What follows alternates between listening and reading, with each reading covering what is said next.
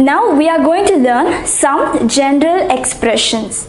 So when you are asked, Qu'est-ce que tu bois? What did you drink? You would use the following words: thé, tea, eau, vin, lait, bière, eau minérale, cocktail, aperitif. So now, before these words, these are the nouns. So before these words, we need to use some other words. Do you remember? Du, de la, etc. So these are some of the words we need to use before these nouns. So shall we see what words are used? Now, thé. You should see if it's masculine or feminine. You already know that. Du, thé. It means some tea. Qu'est-ce que tu bois? Je bois du thé. Du thé. Some tea. Oh, water. So you would say some water. Vélo. Okay. Now the next one, vin. Again it is du vin. Some vin. Lait. Again you would use du lait. So how did we decide whether it's du or de la? De plus la is du and de plus la is de la. Right?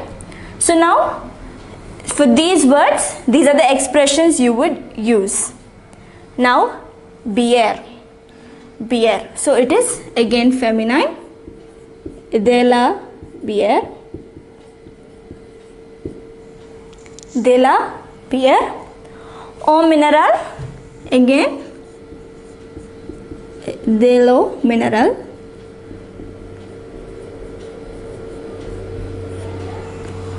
Cocktail and aperitif. So for these two words, I told you it is slightly different. For cocktail, it is un cocktail. Similarly, for aperitif, it is un aperitif.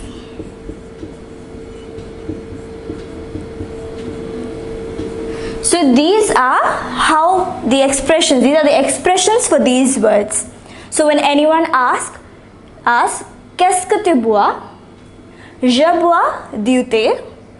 Je bois de l'eau, du vin, du lait, de la bière, de l'eau minérale, un cocktail, un aperitif.